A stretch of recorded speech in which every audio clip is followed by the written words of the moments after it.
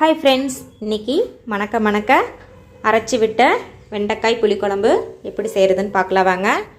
வெண்டைக்காயை நார்மலாக வதக்கி விட்டு புளித்தண்ணி விட்டு புளிக்குழம்பு ஒரு வகையில் செய்யலாம். இன்றைக்கி மசாலாலாம் அரைச்சி விட்டு எப்படி செய்கிறதுன்னு பார்க்கலாம் வாங்க.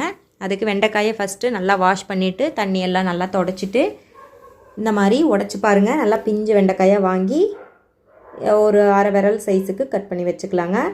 அப்புறம் ஒரு கட்டை பூண்டு, சின்ன வெங்காயம், ஒரு 150 கிராம் தக்காளி எல்லாம் எடுத்து வச்சுக்கலாம்.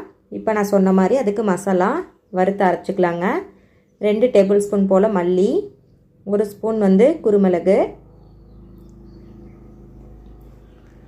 அதுக்கப்புறமா துவரம்பருப்பு ஒரு அரை ஸ்பூன் போட்டுக்கலாங்க.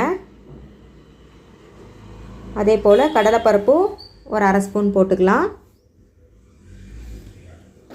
அப்புறம் உளுந்து, இட்லி உளுந்து, அது ஒரு அரை ஸ்பூன் போட்டுக்கலாங்க. உங்கள்கிட்ட கருப்பு உளுந்து இருந்தாலும் தோலோடு இருக்கிற உளுந்து இருந்தாலும் போட்டுக்கலாம், ஒன்றும் பிரச்சனை இல்லை. போட்டு நல்லா வறுத்துக்கலாங்க. லோ ஃப்ளேம்லேயே வச்சு வறுத்துக்கலாம், இல்லைன்னா சீக்கிரமாக மசாலா கரிஞ்சு போயிடும். இப்போ கட்டி பெருங்காயம் 2 பிஞ்ச் போட்டிருக்கேன். கட்டி பெருங்காயம் இல்லை அப்படின்னா நீங்கள் எல்லாம் இறக்குனதுக்கப்புறம் தூள் பெருங்காயம் கூட போட்டுக்கலாம். கடைசியாக ஒரு அரை ஸ்பூன் ஜீரகம் போட்டு இறக்கிக்கலாங்க. கொஞ்சமாக ஒரு பிஞ்ச் கடுகும் ஒரு பிஞ்ச் வெந்தயம் போட்டுக்கோங்க. ஜீரகம் ஏன் கடைசியாக போடுறோம் அப்படின்னா அந்த சூட்லேயே சீக்கிரமாக பொரிஞ்சு வந்துடும். ஜீரகம் ஃபஸ்ட்டே போட்டிங்கன்னா அது கரிஞ்சு போயிடும். கடைசியாக 2 காஞ்ச மிளகாய் மட்டும் சேர்த்திக்கலாங்க. இல்லை உங்களுக்கு மிளகு காரமே போதும் அப்படின்னா மிளகாய் போடாமல் விட்டுருங்க. அப்புறம் கடைசியாக ஒரு 2 இனுக்கு போல் கருவேப்பிலை சேர்த்தி நல்லா அதை ஈரப்பதம் போகிற அளவுக்கு வதக்கிட்டு ஸ்டவ் ஆஃப் பண்ணி ஆற வச்சுக்கலாம். இப்போ ஒரு பேனில் எண்ணெய் விட்டு வெண்டைக்காயை ஃபஸ்ட்டு வதக்கி எடுத்துக்கலாங்க. வெண்டைக்காயை நீங்கள் வாஷ் பண்ணிவிட்டு ஈரம்லாம் இல்லாமல் டவலில் நல்லா தொடச்சிட்டு உள்ளே போட்டு வதக்கிக்கோங்க. இல்லைன்னா மேலே தெரிச்சிரும். அப்புறம் வளன்னு உள்ளேருந்து வரும். அதனால் நீங்கள் தண்ணி நல்லா தொடச்சிட்டிங்க அப்படின்னா அந்த பிசுப்பு தன்மை நம்மளுக்கு வராது எண்ணெயில் பொரிக்கும் போது. இப்போ எண்ணெயில் வெண்டைக்காயை வதக்கி எடுத்தாச்சு. ரொம்ப குக் பண்ணிடாதீங்க, ஓரளவுக்கு குக் ஆன போதும். இப்போ அதே எண்ணெயிலேயே கொஞ்சமாக கடுகு போட்டு ஒரு கட்டை நிறைய பூண்டு அதிலே வதக்கிக்கலாம். ஃபஸ்ட்டே பூண்டை வதக்கிட்டிங்க அப்படின்னா புளிக்குழம்பு கடைசியாக சாப்பிடும்போது பூண்டு நல்லா சாஃப்டாக வெந்து நல்லா டேஸ்டியாக இருக்கும் சாப்பிட்றதுக்கு. இப்போ சின்ன வெங்காயம் ஒரு 150 கிராம் போல் வெட்டினதை உள்ளே சேர்த்திக்கலாம். 2 மட்டும் கட் பண்ணி சேர்த்துக்கோங்க. ஒரு இனுக்கு போல் கருவேப்பிலை சேர்த்திக்கலாம். நல்லா எல்லாத்தையும் கலந்து விட்டு வதக்குங்க. அப்புறம் 2 தக்காளி உள்ளே போட்டு அரைச்சி சேர்த்திக்கலாங்க.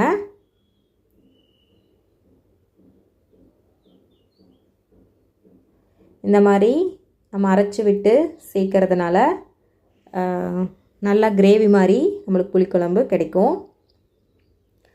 அப்புறம் வத்த குழம்பு பொடி அப்படின்னு சொல்லியிருக்கு, அதை ஒரு 2 ஸ்பூன் போல் உள்ளே சேர்த்திக்கலாங்க. உங்களுக்கு அது இல்லை அப்படின்னா வீட்டில் அரைச்ச மிளகாத்தூளே கூட கொஞ்சம் சேர்த்திக்கலாம். கொஞ்சமாக மஞ்சத்தூள் சேர்த்திக்கலாங்க. சேர்த்திட்டு இப்போ வீட்டில் அரைச்ச மிளகாத்தூள் நான் 1 ஸ்பூன் மட்டும் சேர்த்திக்கிறேன். நீங்கள் வத்த குழம்பு பொடி இல்லை அப்படின்னா வீட்டில் அரைச்ச மிளகாத்தூளையே 2 ஸ்பூனாக சேர்த்திக்கோங்க. நம்ம ஃபஸ்ட்டு வறுத்து அரைச்சோல்ல அந்த மசாலா எல்லாத்தையும் தண்ணி விட்டு நல்லா நைஸாக அரைச்சி உள்ளே சேர்த்திக்கலாம். புளி பாருங்கள், ஒரு பெரிய நெல்லிக்காய் சைஸ் அளவுக்கு ஊற வச்சுருக்கேன். மசாலாலாம் நல்லா வதங்கிடுச்சு. இந்த ஸ்டேஜில் நம்ம வதக்கி வச்சுருக்கிற வெண்டைக்காயை உள்ளே சேர்த்திக்கலாம். அது மசாலாவோடு நல்லா ஒன்றா சேர்த்தி வதக்கணும் அப்படின்னா மசாலா நல்லா உள்ளே இறங்கிரும். கடைசியாக நம்ம புளித்தண்ணி விட்டுக்கலாங்க.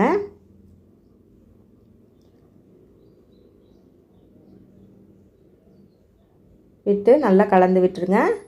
உப்பு ஆல்ரெடி கொஞ்சம் போட்டிருக்கோம். இப்போ தேவையான அளவு உப்பு இருக்கா அப்படின்னு பார்த்துட்டு மீதி சேர்த்திக்கலாம். இன்னும் கொஞ்சம் தண்ணி சேர்த்து விட்டுக்கலாங்க. ஏன்னா இப்போ தான் மசாலா பச்சை வாடையெல்லாம் போகிற அளவுக்கு நல்லா வதங்கும். வறுத்து தான் அரைச்சிருக்கோம், இருந்தாலுமே அந்த புளித்தண்ணி அந்த தக்காளி எல்லாம் பேஸ்ட்டாக சேர்த்திருக்கோம்ல, அதனால் அதை எல்லாத்தையும் வதங்குற அளவுக்கு தண்ணி சேர்த்துக்கலாம்.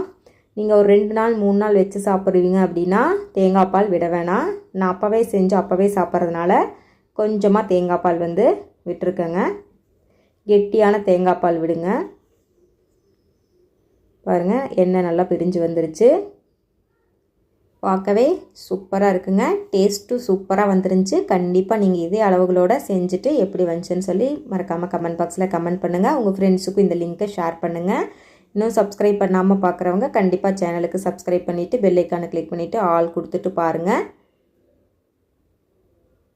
வெண்டைக்காய் புளிக்குழம்பு ரெடி. இது இட்லி, தோசை, சாதம் எல்லாத்துக்குமே சூப்பராக இருக்குங்க.